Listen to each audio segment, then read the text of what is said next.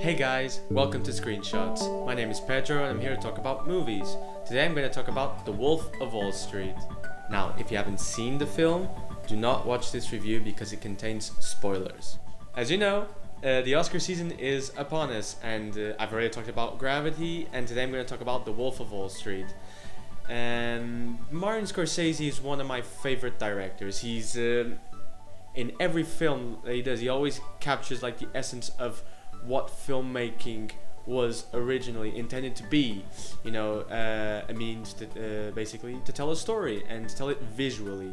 And I think he gets that idea across really well when we're talking about films like Taxi Driver, which is my favorite Scorsese film, or Raging Bull, and many others. And it was interesting to see him do a film like this, you know, approaching this content that we have in Wolf of Wall Street. And I thought, like, because the truth is, I was really scared, you know, I was really scared what he was going to do with this film.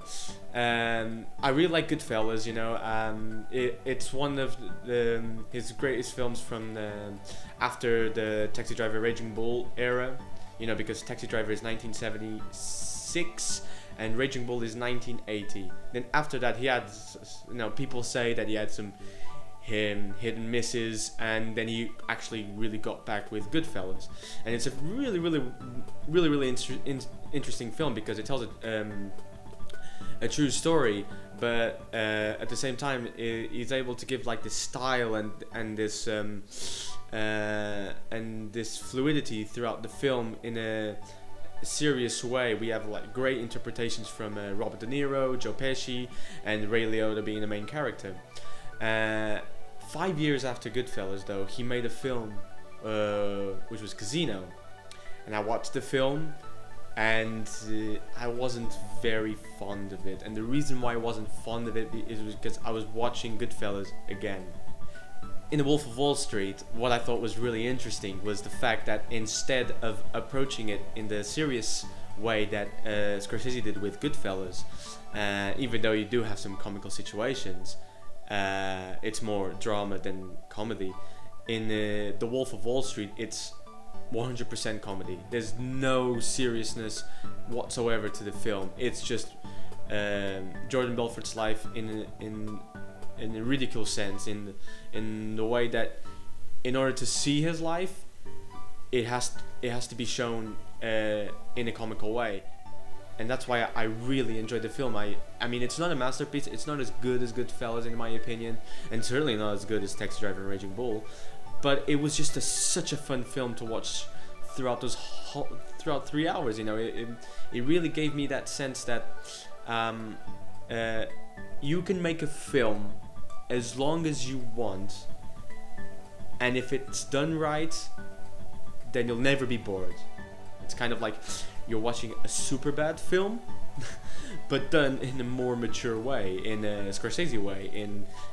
You know, it's you kind of have those same comedy situations, especially with when DiCaprio's character, you know, Jordan Belfort, falls down the stairs and goes into his car and then drives back home to stop Jonah Hill's character to say everything that they're doing on the phone because the police are monitoring. That scene, it looks like it was taken out of a Superbad film, but instead of looking at in a teenager way, you know, because the Superbad, Knocked Up, Pineapple Express, This Is the End, all those films, you know, it's more of a teenage young adult way to see the film. The Wolf of Wall Street, though, it's more mature. Scorsese is able to really you know, capture that type of comedy, but not be you know, it gives a style to the film. The fact when Jordan Belfort's character is falling you know, through the stairs, you can tell that there's a lot more stairs in that shot than any other shot throughout that whole scene. It's that extra something to make it flow really well, and it was able to develop the characters, which basically they don't develop. They're practically the same. I would say there is character development in the sense that they just want more sex and more drugs and more fame and more money and more. And I thought that was really interesting to see Scorsese approach a film this way, because I haven't seen him do a film like this since After Hours. And if you've seen After Hours, you'll know that it's a nonsensical film, a total comedy, but the style that he gives, the way the camera flows, it builds that tension and makes the comedy all the more enjoyable. And you get that sense here in The Wolf of Wall Street. Another Scorsese film that kind of approaches it this way is The King of Comedy. In fact, I say like The King of Comedy, in my opinion, is the Taxi Driver. It's Taxi Driver, but then in a comical way. And in this case, The Wolf of Wall Street is Goodfellas done in a comical way. You just exaggerate it. He just pushes that bar further and further and further, just so that we can see what it is to feel like to be this billionaire, to be this man who has everything in the world and just wants more and more and more and more. And you get that constantly, each scene where it drives it tries to push it as far as it can to really make you kind of feel disgust for the life that he's taking. But at the same time, you see that he is enjoying it so much. Another thing I love about the film is the fact that when it seems like there's going to be drama, Scorsese puts like this really fun music just to say, no, it's not going to be drama, it's still going to be comedy. Just to tease you that it might become serious, but it isn't. What's her name? Kristen Milioti character. When she finds out that what he's doing, that he's cheating on her, and you feel like he has some good sense in him, that he's actually feeling that loss, and you actually believe it. But then 3 days later, he's already moved in with this blonde woman, this amazing woman that he saw in his life, and he just wanted to be with her as much as he can.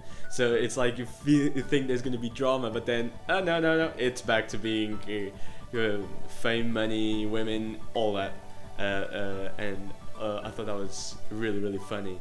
Another scene that I really felt that was when they were in the boat, and you thought that they might die, and you even see Jonah Hill's character trying to be like, oh my god, what have I done in my life? Is this karma? Is this what is this the pay that I get for living a life a completely shameful life?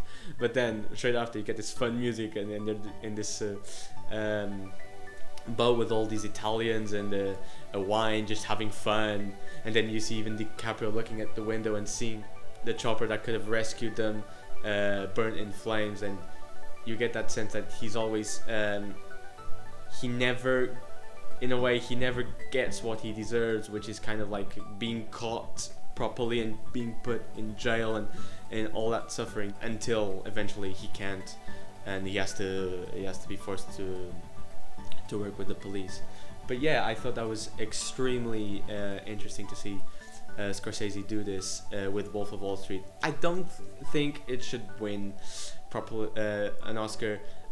What I do think is it is definitely DiCaprio's best performance, because you see him. I've never seen DiCaprio play this role before. I thought like in Aviator he did an amazing role, but then you get that same role over and over in every other film, in a way. You get that in Inception, Shutter Island, you get that in The Party. It's always like that same character that DiCaprio played in Aviator, but in Django Unchained. And here I think he finally moved away from his old habits, and I finally saw him play a character that I didn't think he was able to do, and that really surprised me. And for that reason, I think he should win an Oscar. I mean, it's not easy to be always, screaming, yelling throughout an entire shooting. It's difficult for a film that it's always high, always like high throughout. There's practically no drama throughout the film until the last part. You know, you just it's just watching people having fun and abusing life, and it's really difficult for you to be interested in the story when it's done like that. This camaraderie that he has with Jonah Hill's character, you really get that on screen. You know, similar as when Robert De Niro got that with Joe Pesci in the other Scorsese films. And I think DiCaprio did an amazing job just to keep you always interested. Not so much the story, but each scene as if it were each scene alone, you know, and just having a blast and laughing with it and being just to have fun, just watching a show, just watching a performance, just watching this event unfold. And I think that's the key in The Wolf of Wall Street. But yeah, I hope you enjoyed my review. Don't forget to subscribe to the channel, you know, screenshots, and I'm looking forward to your opinions below.